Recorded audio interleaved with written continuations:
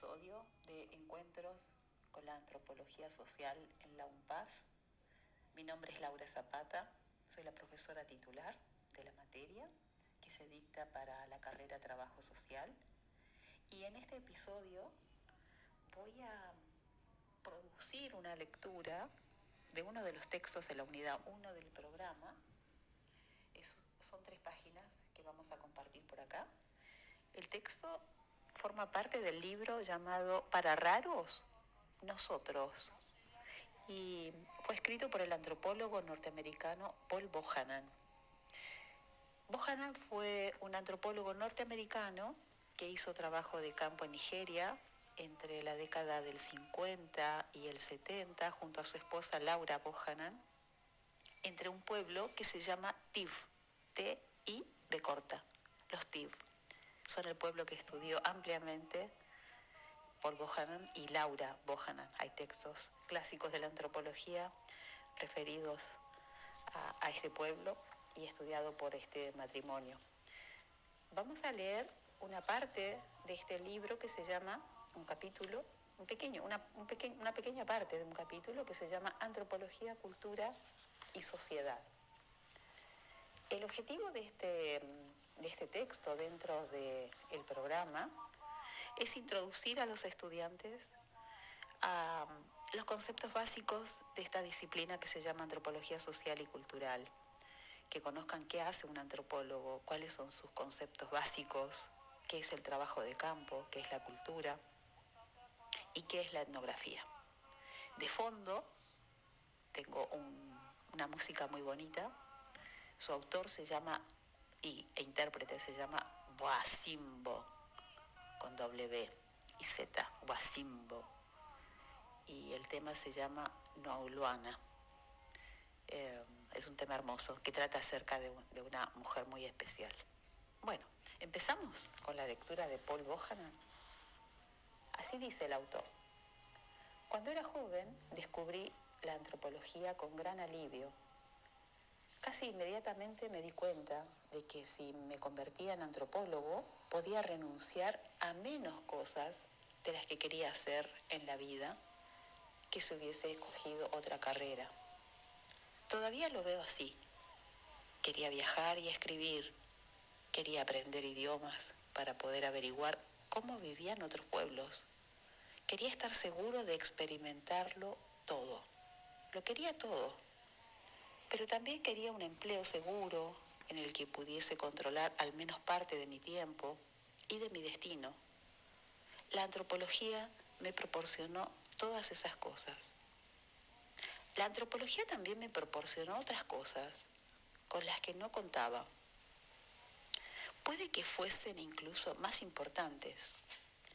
Y ahí va a enumerar 4. La antropología requiere que la persona constantemente se replantee lo que cree.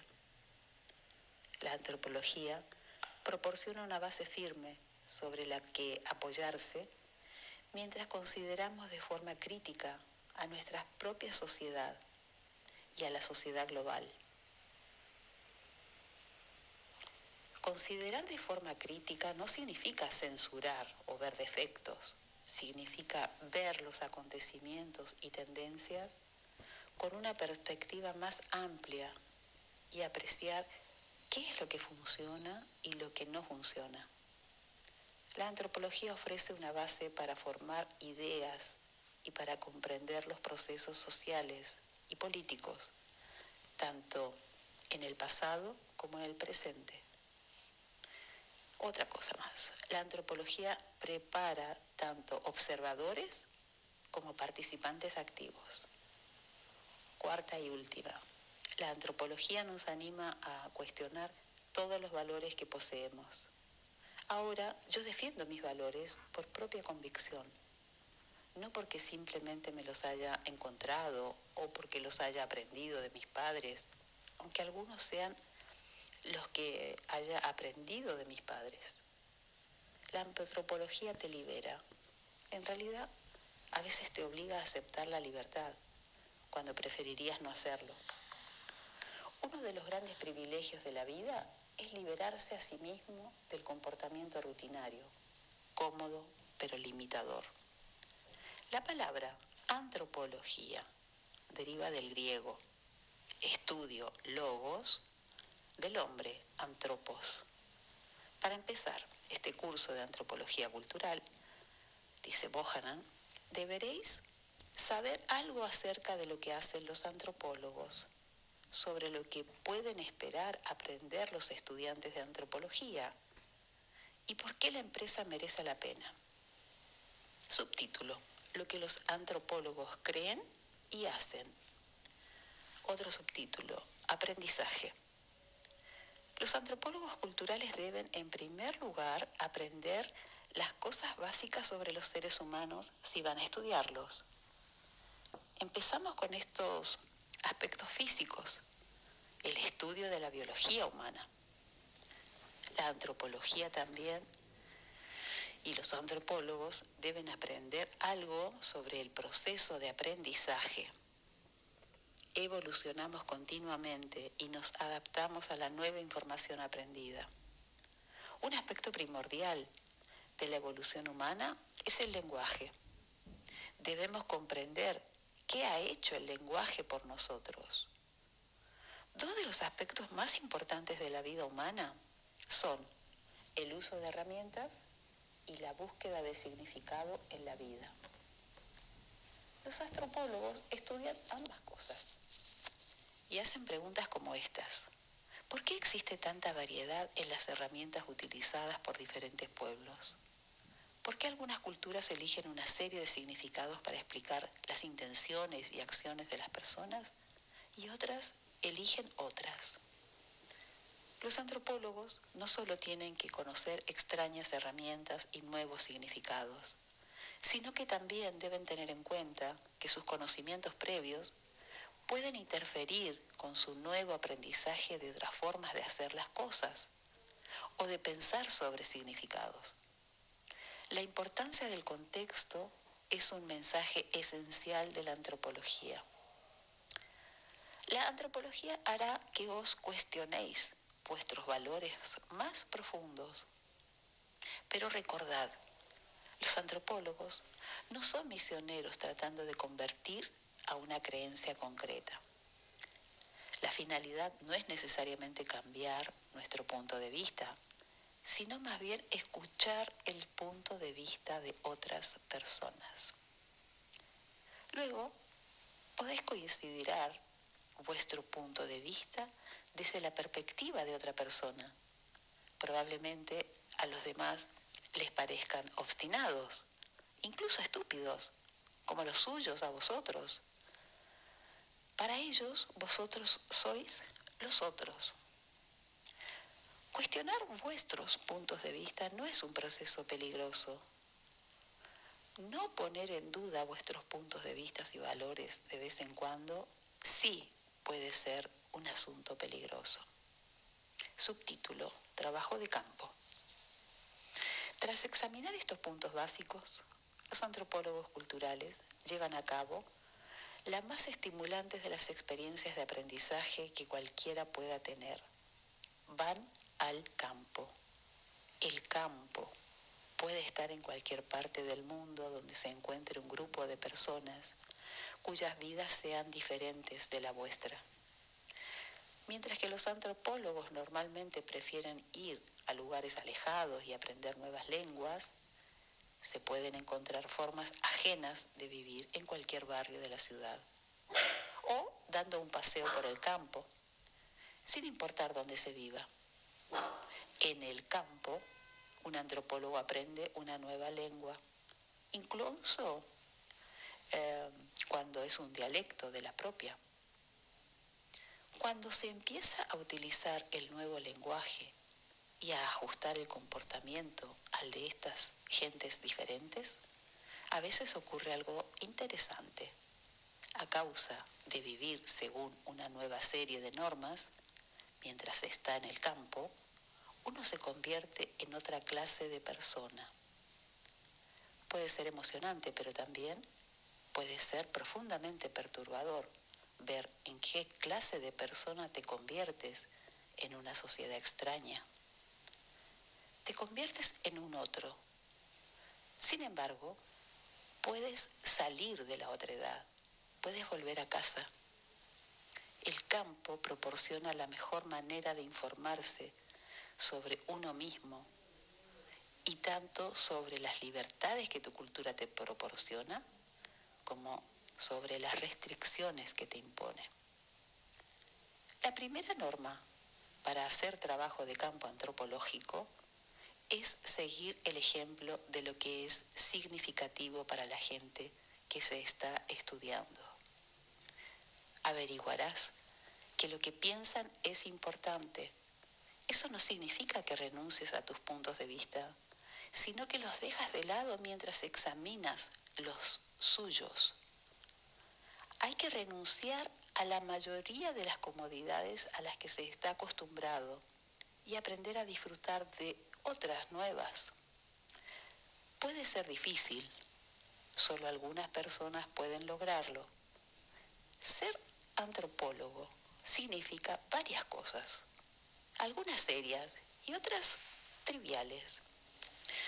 En primer lugar, hay que ser capaz de comer casi todo lo que coma la gente a la que se está estudiando. Si eres demasiado escrupuloso, te pierdes muchas cosas y tus nuevos compañeros te verán como alguien que realmente no puede o no quiere recorrer todo el camino de aprendizaje de sus actitudes y valores. En el campo se aprenden las herramientas y significados de la nueva cultura, lo que valoran, teniendo cuidadosamente en cuenta las propias reacciones emocionales. Se aprende mucho acerca de los propios valores, que quizá no se reconocieron hasta que fueron puestos a prueba.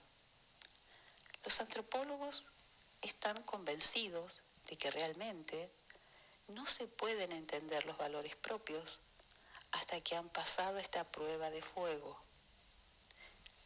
En 1950 me encontraba haciendo trabajo de campo entre los Tiv de Nigeria Central. Habitaba un caserío de unas 80 personas. Otros caseríos, algunos más pequeños, estaban dispersos entre las granjas. Ayudantes Tiv, no intérpretes porque apenas sabían inglés, me ayudaban en mi trabajo. Una tarde, uno de esos asistentes regresó de bañarse en el río local. Todos nos bañábamos en los ríos. Metió la cabeza en mi cabaña para decirme que ya había vuelto. Le pregunté qué había pasado. Me contestó, no mucho, se ha ahogado un hombre. Inmediatamente salté. ¿Qué? ¿Ahogado? ¿Conoces el lugar del río? ¿El fondo? ¿Donde el fondo cae de golpe? Bueno, era extranjero. Perdió pie y no sabía nadar. ¿Nadie lo salvó? ¿No intentaste tú salvarlo? Yo sabía que era un gran nadador. La respuesta que me dio fue demoledora. No era mío. Entendí perfectamente lo que quería decir. Los TIB se toman molestias para prestar algún servicio a sus parientes, pero no a cualquiera. Me encontré odiándole a él y a sus valores, porque me habían enseñado a pensar que una vida humana es una vida humana, sin que importe de quién sea. Pensé, y sigo pensando, que no le hubiera costado demasiado rescatar a aquel extraño. Unas semanas más tarde, cuando estaba hablando con el mismo ayudante sobre las familias TIF, mencioné que no veía a mi madre desde hacía casi 5 años. Me miró horrorizado. ¿Quieres decir que no vas a tu casa a ayudar a tu madre?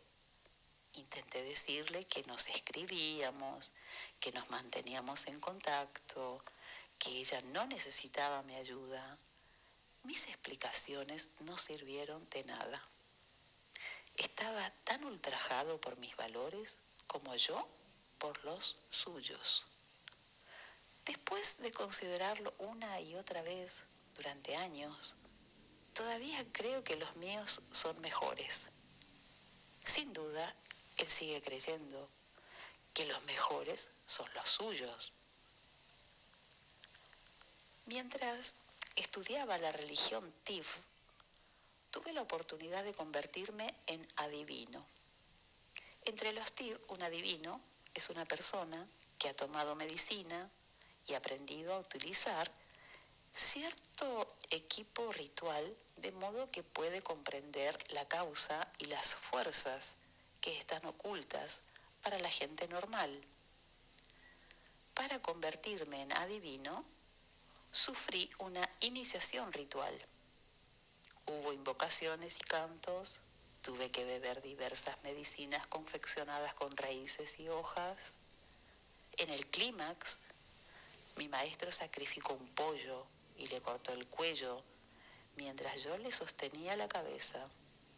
Todavía recuerdo la sensación de que el pollo estaba tragando mientras los músculos de su cuello se contraían. Mi maestro rápidamente extrajo el corazón del pollo y me lo entregó, todavía palpitante. Me lo tragué entero. Se suponía que la fuerza vital del corazón del pollo activaba todas las medicinas que había ingerido previamente. No creo que este proceso me haya hecho clarividente, pero creo que me hizo mejor antropólogo. Experimenté un ritual al que los Tiv conceden enorme importancia. Aprendí de una forma nueva y personal lo que la fuerza vital significa para ellos. El significado que tenía para mí se vio así enormemente enriquecido. Desde el momento en que los antropólogos nunca pueden aprenderlo todo sobre la gente que estudian, ¿cómo saben que su trabajo de campo ha terminado? Se ha sugerido que cuando la gente a la que estás estudiando puede comprender 3 o 4 de los chistes que cuentas en su lengua, puedes irte a casa. Si has tomado buenas notas, tienes datos para varios libros. Subtítulo: Etnografía. Ahora viene la parte más difícil. Una vez que se ha realizado el trabajo de campo, hay que transmitir lo que se ha aprendido para que las personas de la propia cultura puedan entenderlo. Hay que recordar que uno está diciendo a sus amigos y lectores qué es lo importante para el pueblo estudiado.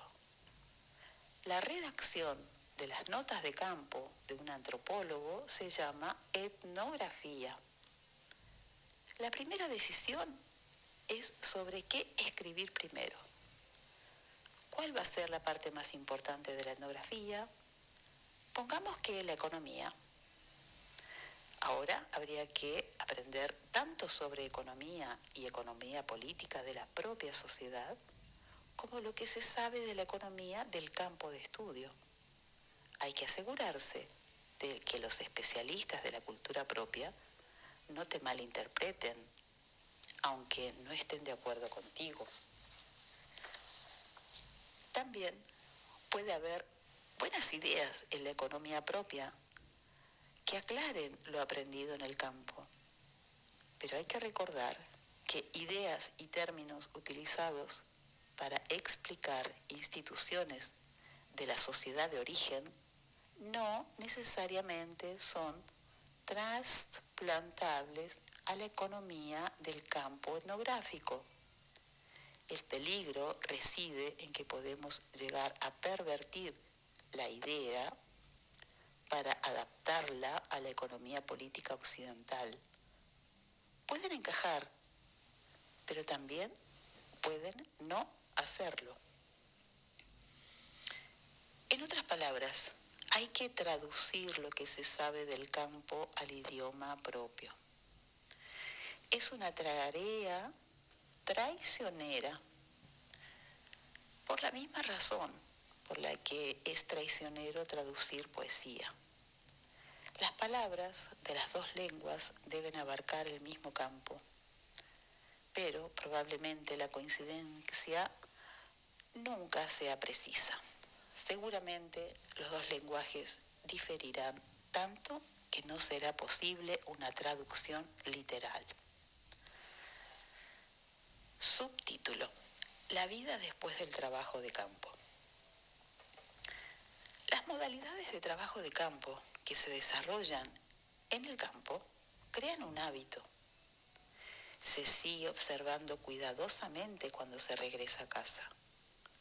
Cuanto más se participa, más oportunidades hay para observar. Toda otra observación no significa que sea posible entender a otras gentes. Toda esta observación no significa que sea posible entender a otras gentes u otras instituciones simplemente observando, sino que quiere decir que se puede mantener el criterio propio mientras se intenta entender lo que se observa.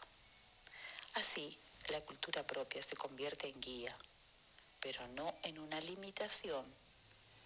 Se aprende que no son solo los otros los extraños. Todos somos el otro.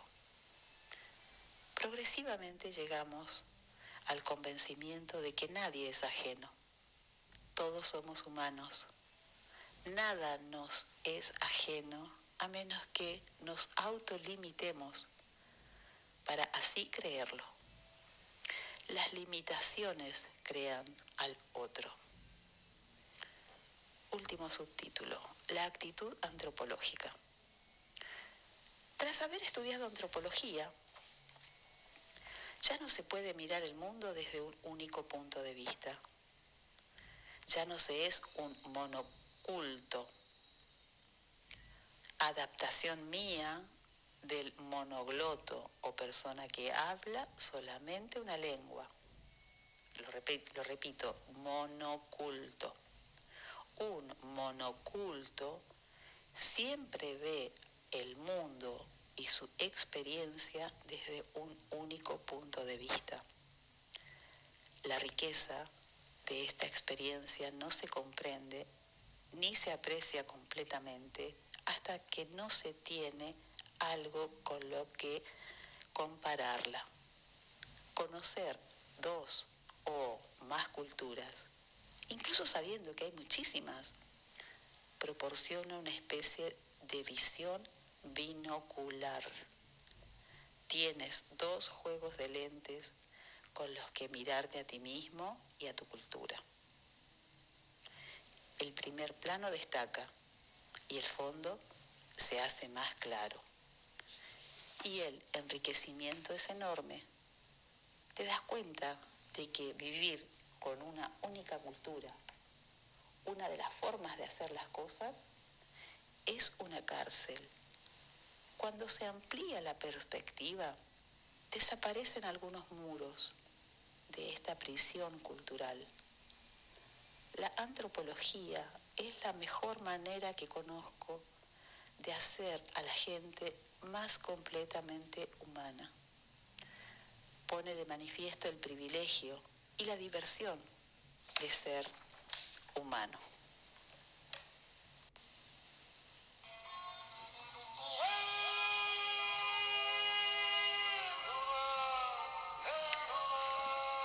Bueno, aquí termina la lectura del texto de Paul Bohannan, que está en el libro Para raros nosotros, y que trata sobre antropología, cultura y sociedad.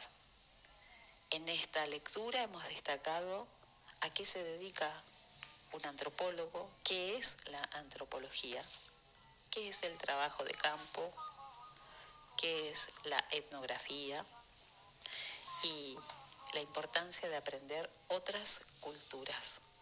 Un aspecto importante de este texto también es que afirma en varias ocasiones que una cultura se aprende, no viene con nosotros, con nuestra biología, con la forma de nuestro cuerpo.